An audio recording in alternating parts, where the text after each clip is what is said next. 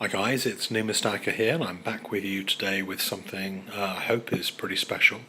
Before I say anything at all, I want you to know that the coin that is in this video belongs not to me, but to RegalStacker. I'll put a link to his channel down below.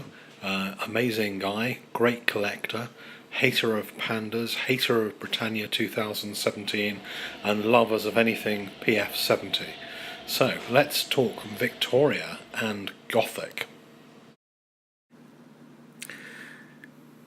If you've seen the television series that is on at the moment, Victoria, on the BBC, and you may not have had access to that outside the UK, you'll have seen one of the episodes referring to an amazing medieval ball.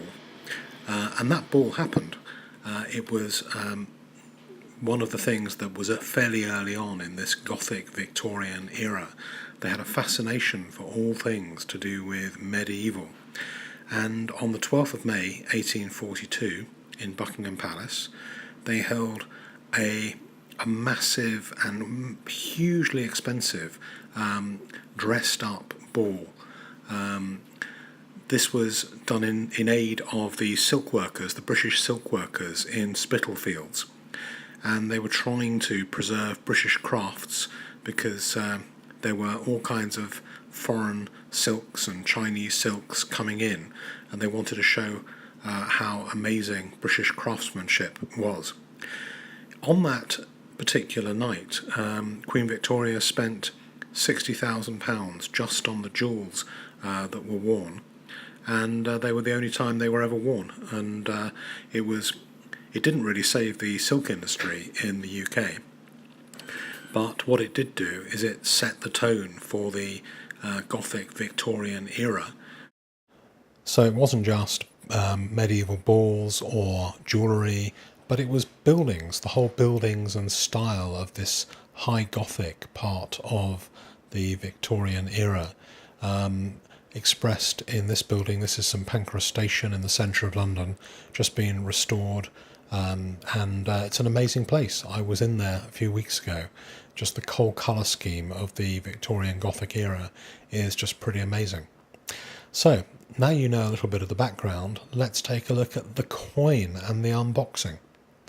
So the Victorian Gothic Crown, 1847, and this coin is acknowledged to be perhaps the most beautiful coin ever being produced in the United Kingdom, in Great Britain. So let's take a look and see what it's like. Once more, a special mention and special thank you to my good friend RegalStacker.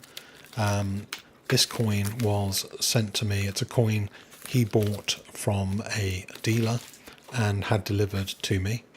And the idea is that I will then get it conserved for him at NCS and ungraded. And it is really a total thing of beauty. Let's have a look a bit more closely at it. So this particular coin is a proof, and it's been graded already by NGC as a PF61. It looks to me to be a pretty good coin, although this is the first one that I've held in my hands, so I'm way not an expert on these particular coins. But to me it looks a pretty nice example, and you can see when I hold it up to the light the mirrored fields, because it's not easy to see when you look at it straight on that it's actually a proof with these mirrored fields. But if you hold it up to the light, you can see how the light plays on the mirrored fields, and you get these kind of reflections that you only get on a proof. Back of the coin is pretty amazing. Quite a lot of the imagery in the shields and stuff you've seen on other similar coins from the era, but the thing that's distinctive about this is the Gothic style writing. You can see that round the outside. And it's just an extremely beautiful thing, and it's amazing that there were 8,000 of these minted, so they're not exactly totally uncommon, and they go from about 2,000 £2,500, maybe $2,500, up to about $30,000. So there's a massive range in price for these coins. You can see just how nice this is close up.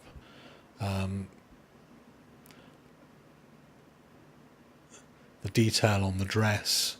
And it's interesting because this Gothic era, you saw some of the jewellery, you've seen some of the buildings. A lot of those things that started in that early Victorian era found their way into things like arts and crafts jewellery by Archibald Knox, some of the Celtic designs later on towards the end of that century.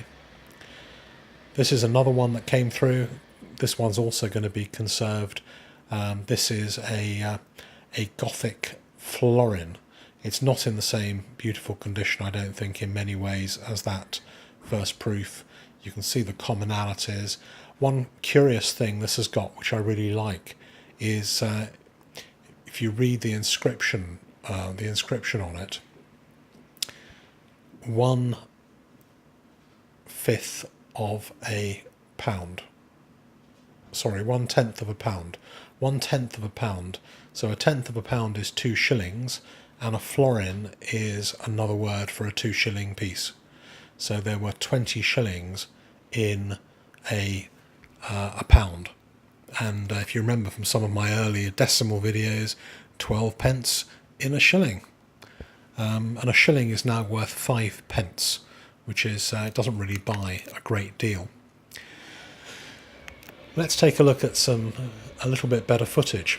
One of the things you might notice, if you're incredibly perceptive, is that the slab has been removed. I thought it was better to remove the slab because it's going to go in for conservation. If I kept it in the slab, then it would never be associated back to the grade that it was before it was conserved. So what they do when they conserve a slab coin is they take it out the slab, they send it to NCS for conservation, and then they send it back after conservation to NGC for regrading.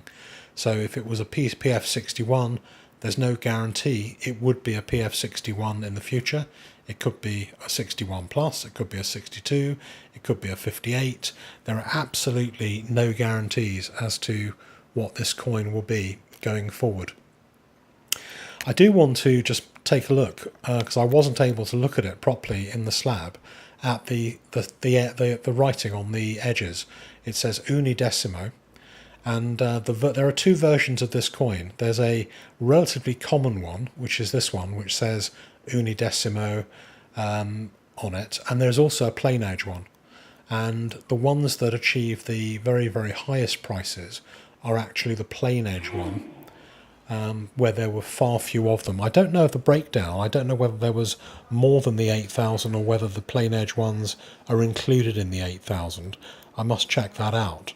But this is certainly one of the more common ones, but it's still a very, very rare coin, and one which is highly sought after. Quite a few of these have come up at auctions. They always achieve a good price at auction.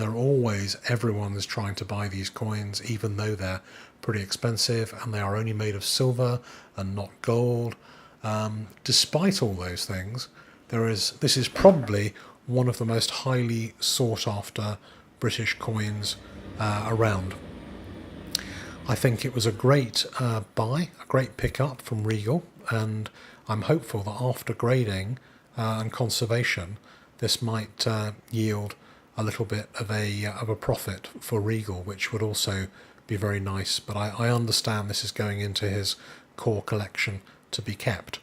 So, brings us to the end of this video. Thanks very much for watching. Hope you liked the background on the medieval Victorian era, and particularly this beautiful crown. So let me know what you think. Please like, subscribe and comment, and be great responding to your comments.